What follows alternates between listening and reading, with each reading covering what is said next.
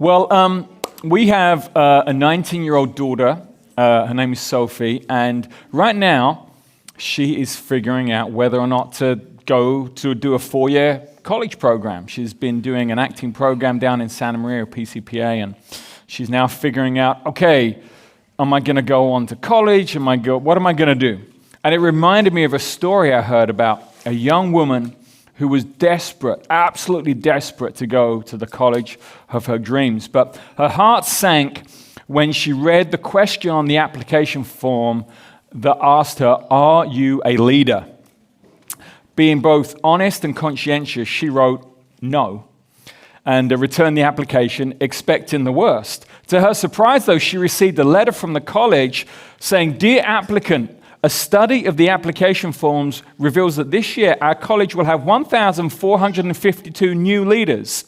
We're accepting you because we feel it's imperative they have at least one follower."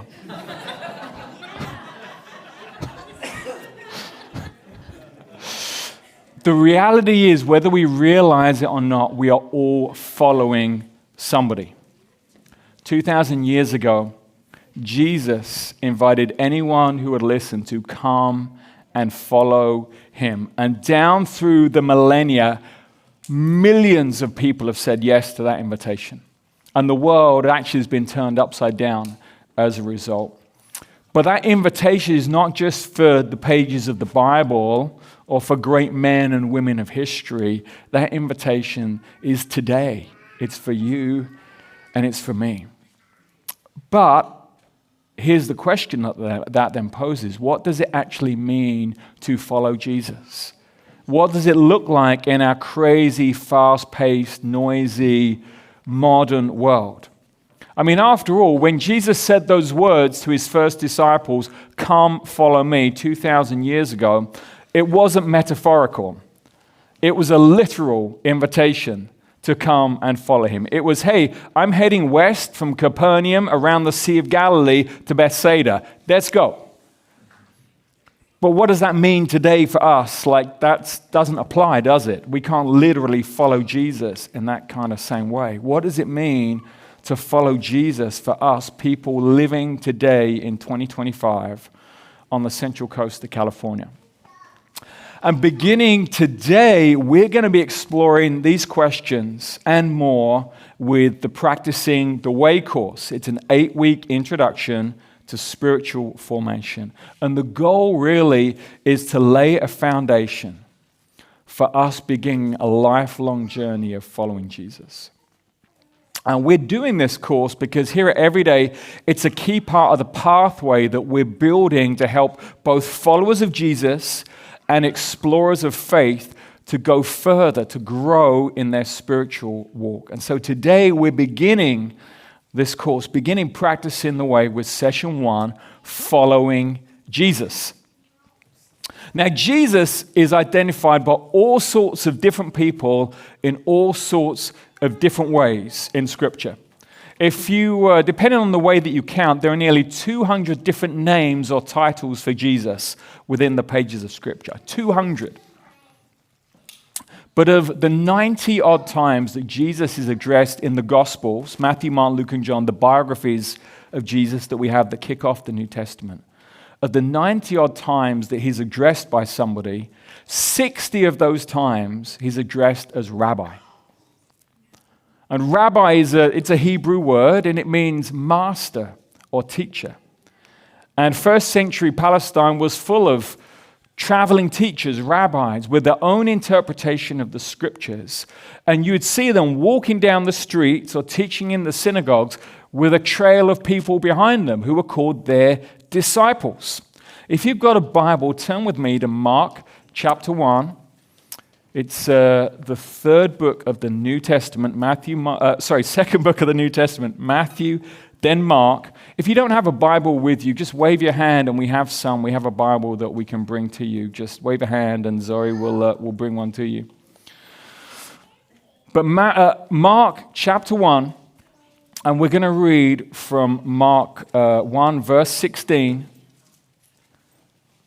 And then we're going to jump on to a couple of other chapters, a couple of other verses in Mark 2 and Mark 3 as well. So Mark chapter 1 and verse 16. As Jesus walked beside the Sea of Galilee, he saw Simon and his brother Andrew casting a net into the lake, for they were fishermen. "Come, follow me," Jesus said, "and I will send you out to fish for people." At once they left their nets and followed him. When he'd gone a little farther, he saw James, son of Zebedee, and his brother John in a boat, preparing their nets.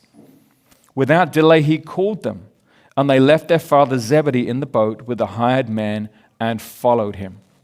Jump over a page to chapter 2, verse 13. Once again, Jesus went out beside the lake. A large crowd came to him, and he began to teach them. As he walked along, he saw Levi, son of Alphaeus, sitting at the tax collector's booth. "Follow me," Jesus told him. And Levi got up and followed him. Turn the page one more time to chapter 3, verse 13. Jesus went up on a mountainside and called to him those he wanted, and they came to him.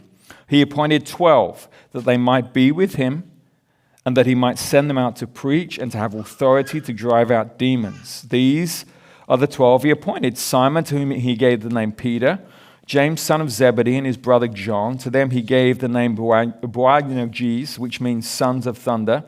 Andrew, Philip, Bartholomew, Matthew, Thomas, James, son of Alphaeus, Thaddeus, Simon the Zealot, and Judas Iscariot, who betrayed him.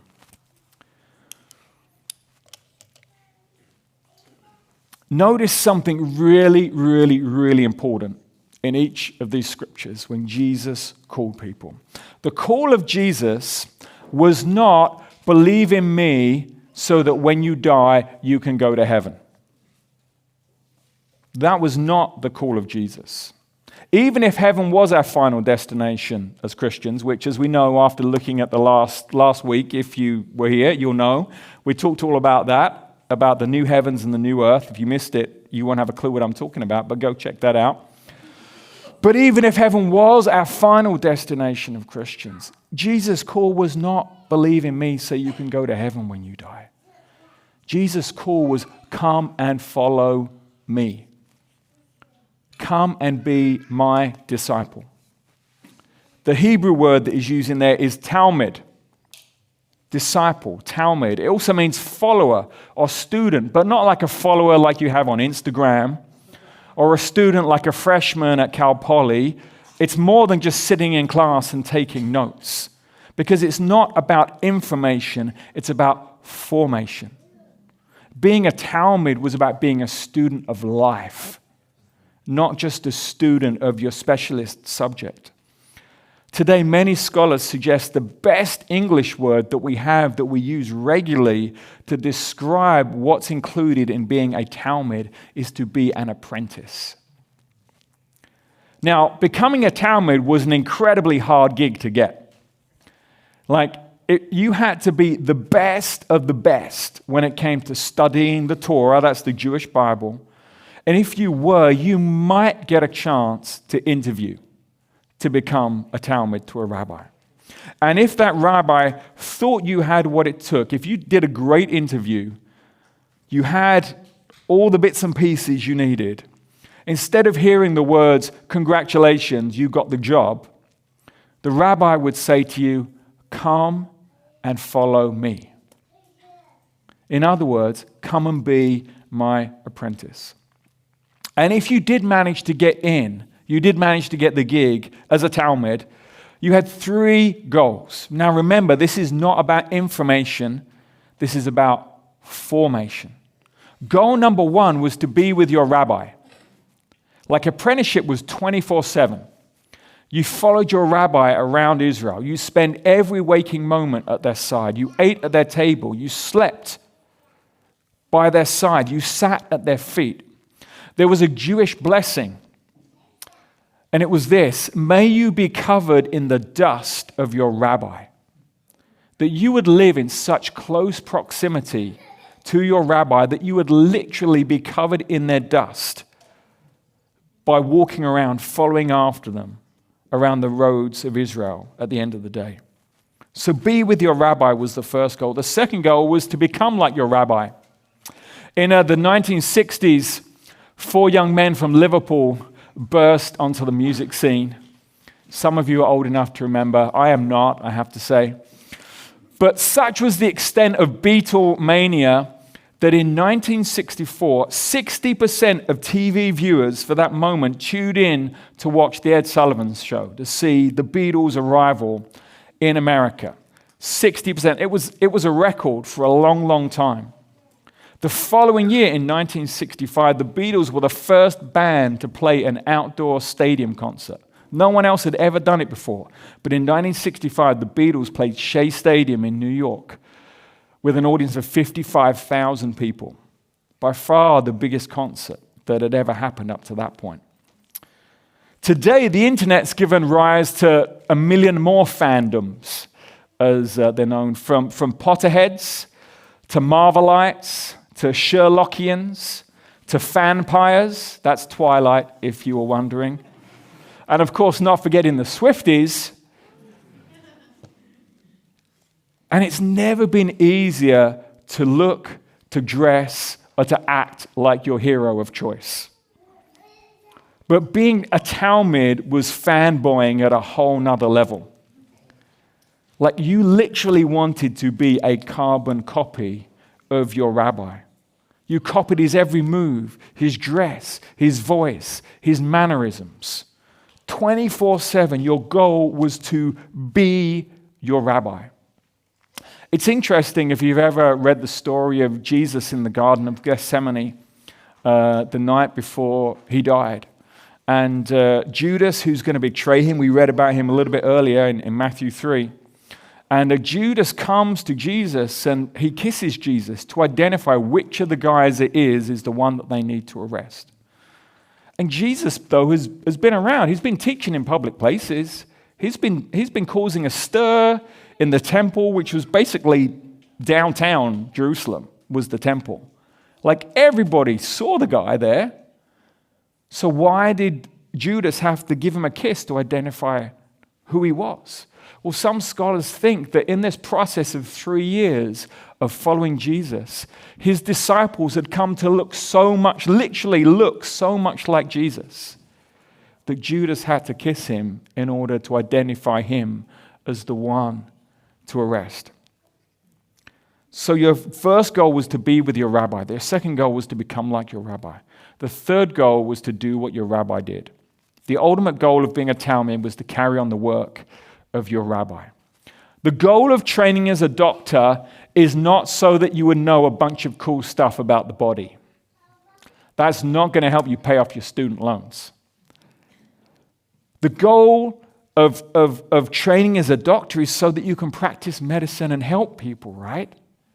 In the same way, the hope of the Talmud was that one day their rabbi would turn to them and say, "Go, do what I've taught you to do. In the process, make your own disciples, make your own Talmud." Be with your rabbi, become like your rabbi, do as your rabbi did. Those are the three goals of being a Talmud, of being a disciple, of being an apprentice to a rabbi in first century Israel. But so fast forward 2,000 years to the central coast of California, how do we apply that to our apprenticeship to Jesus? In 2005. 2005? Wow, we lost 20 years right there. In 2025. Well, the answer is we apply exactly those same principles to our lives today. Our goal is to be with Jesus, to become like Jesus, and to do what Jesus did. Let's briefly look at each of those. In Mark chapter 3, verse 14, we read that he appointed 12 that they might first and foremost be with him. In John 15, verse 15, Jesus says to his disciples, "I have called you friends." They got to hang out with him. That was the first goal. That was the first job, was just to be with him, to hang out with him, to become his friend. It was relationship. The end goal of this relationship is connection with God throughout every moment of our day. A.W. Tozer called it constant conscious communion. And in John 15, Jesus himself called it abiding. He said, "I am the true vine, and my Father is the gardener. Abide in me, as I also abide in you. No branch can bear fruit by itself. It must abide in the vine. Neither can you bear fruit unless you abide in me. He jumps down, verse 8, I am the vine, you are the branches. If you abide in me and I in you, you will bear much fruit. Apart from me, you can do nothing. This is to my Father's glory that you bear much fruit, showing yourselves to be my disciples. If you want to be my disciple and you want to be fruitful, have your life mean something as my disciple, you have to abide in me. Your translation might say remain in me. But it's the Greek word meno, and it means to make a home in. It means to live in Jesus. The word abide is related to the word abode, the place where you live, right? To abide is to make our home in Jesus. And that's the goal, that we would spend every moment of every day making our home in Jesus. But that's not the starting point. That's the end point. Like, that's a lifetime journey of getting to that place. But we can't do it unless we take intentional time to be with Jesus. The lifestyle of being with Jesus is not going to happen unless we set aside intentional time to be with Jesus. In order to abide in his Father, Jesus himself regularly took time off to make sure he stayed connected, particularly before a big moment. I mean, right before he's taken off, or rather right before the devil comes to tempt him, at the stories in a couple of different places in the Gospels. The devil comes to tempt him right at the start of his ministry. Right before that, Jesus spends 40 days alone in the wilderness, just him and his Father. He goes off to get ready for this spiritual battle, this conflict that's coming. In the Garden of Gethsemane, as we talked about, the night before the crucifixion, what's Jesus doing? He's going off and being on his own, being with his Father and praying to him, preparing himself for what's to come. So Jesus spent time with his Father, particularly before a big moment, but also he did it when he'd been super busy and tired. If you read a little more in Mark chapter 1, you'll find that after Jesus has been in the wilderness, being tempted, he comes back to Capernaum, which is a town that he made his base on the shore of Lake Galilee. And it's pretty much his first day of ministry. So he spends the morning teaching and healing people in the synagogue. After they leave the synagogue, he goes back to Peter, his disciple's house, where his mother's sick, and so he heals Peter's mother over lunch. And then it says that evening, everyone brought all the sick in the entire town to him, and he healed them all. Not he healed some of them, he healed all of them. I'm thinking that Jesus was up pretty late that night. But what do we see him doing the next morning? Like, if it was me, I think I'd probably, have a lie-in, maybe have a little bit of a late brunch with my disciples. I think I've earned it. Just kick back a little bit, take the day off maybe. But we read in Mark chapter 1, verse 35, very early in the morning, while it was still dark, Jesus got up, left the house, and went off to a solitary place where he prayed. Crazy, full day into the night. What does he do the next day? He gets up early before the sun's even come up on his own, and he goes off to be with his Father. The takeaway is that wherever you're at in life, whatever is going on in life, being with Jesus has to be our priority. Has to be. So goal 1's to be with Jesus. Goal 2 then is to become like Jesus. Now, in this day and age, as much as we all like to think that we're trailblazers, heading off on our own path of uniqueness, actually we are all becoming more like the people who have the greatest influence on us. So the question then is, well, who do you want to be like? Do you want to be like the people you admire in the world around you, which is not necessarily a bad thing? Do you want to be like the people you follow on social media? That might be a worse thing. Or do you want to be like Jesus? There's really no competition. Apprenticeship to Jesus is not simply about information. It's not simply about learning about Jesus. It's about formation. It's about becoming like Jesus. One of the most beautiful passages in the Bible on this is 2 Corinthians 3:18. It says, "We all who with unveiled faces contemplate the Lord's glory are being transformed into his image. We're becoming like him with ever-increasing glory, which comes from the Lord who is the Spirit." You see the transition there? Being with Jesus leads to us becoming like Jesus. But it's not something that happens overnight. In Luke 6, verse 40, Jesus has this line where he says, "The student is not above the teacher, but everyone who is fully trained will be like their teacher." Fully trained implies that there's such a situation as being partially trained, right? Which means that there's a process to this transformation. There's a process that we call spiritual formation. And the language for that comes from Galatians 4:19, where Paul is writing and he talks about Christ being formed in us. This process of Christ being formed in us. So day by day, week by week, month by month, year by year, decade by decade, we look more and more and more like Jesus. And it's an intentional process, you guys. It's not going to happen by accident. It's one that we walk out one step at a time. But these next 8 weeks are going to be a great place to start. So goal 1 is to be with Jesus. Goal 2 is to become like Jesus. Goal 3 then is to do as Jesus did. Here's the thing. As we spend time being with Jesus, we will become like him. And as we become like him, we will find ourselves naturally doing the things that he did and naturally saying the things that he said. Because as his apprentices, it's our ultimate goal to continue his work. We read earlier from Mark chapter 3, the first bit of a verse that talked about, Jesus called the 12 together so they might be with him. But then that verse continues, and that he might send them out to preach and to have authority to drive out demons, i.e. to do the things that he himself had been doing.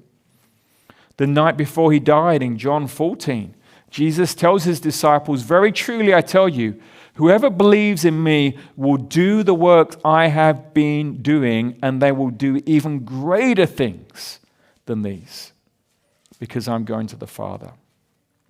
Now that might sound a little bit daunting, that we're going to do even greater works than Jesus. That's a whole nother message for another day. But maybe you're like, what are you talking about? I don't even know where to begin with that. But a great place to start at is to simply ask yourself this question. What would Jesus do if he were me?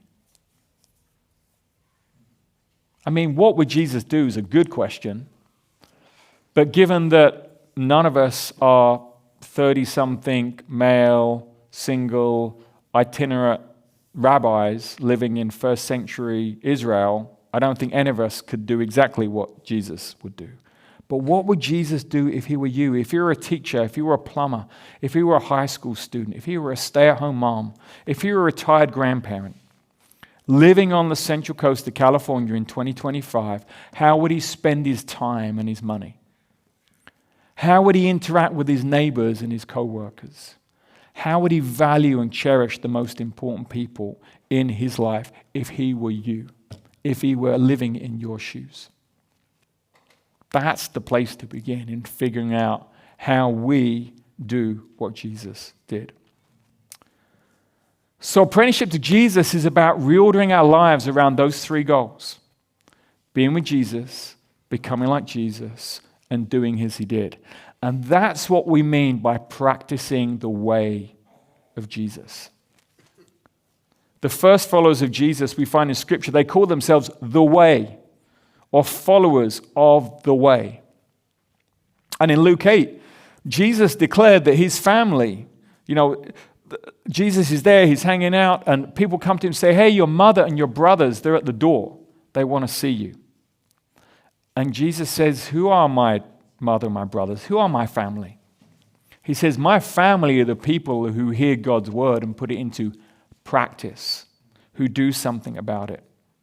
In Matthew 7, he likened those who practiced his teaching to a wise man who built his house upon a solid foundation. It's no good just listening to the words of Jesus. It's no good learning about the words of Jesus. It's not actually even any good just memorizing the words of Jesus, as good as that might be. We have to put them into practice. So practicing the way of Jesus is a way of living our lives based on the way that Jesus lived his life. Simple, right? Easy peasy. Well, yes and no. Those three goals are pretty clear and simple, but actually reordering our lives around those three goals, not so much. That's not quite so easy, is it? Because our lives are crazy. Between work and family and friends and church, there's so many demands on our time, and we wear busyness like a badge of honor. We're proud about how busy we are. To top it off, we live in an always-on culture where we can't go more than a minute or two without touching our phones. Can we? It seems like most of the time they're surgically attached to us, the amount that we hold them in our hands. The moment we get a break, the moment you sit down in a doctor's waiting room, or the moment there's more than one person in front of you at the grocery line, or, yes, to be honest, the moment you head to the bathroom, your phone is coming out of your pocket. Our phones are adult pacifiers for the digital age. They did a study a little while back, and the average cell phone user touches their phone 2,617 times in a day. 2,617 times. For the heaviest 10% of users, you can double that number.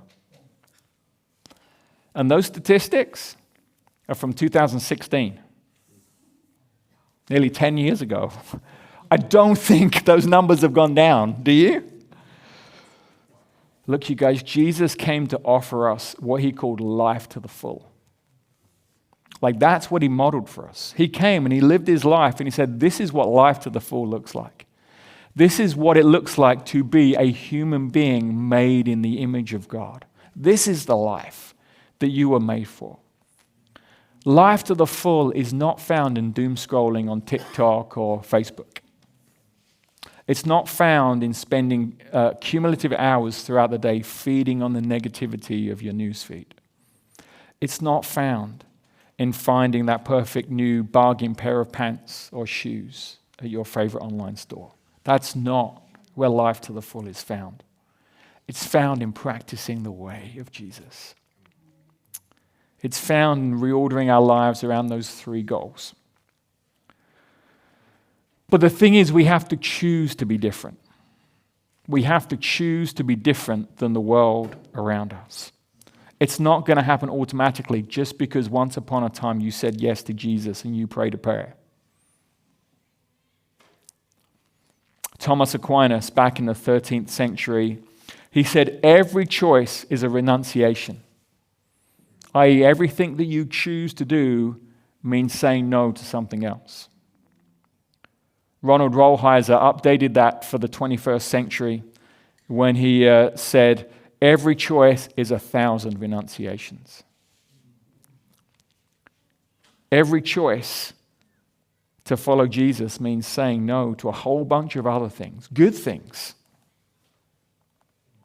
because good is the enemy of great. Jesus said as much in Mark chapter 8. It says, he called the crowd to him along with his disciples and said, whoever wants to be my disciple must deny themselves and take up their cross and follow me.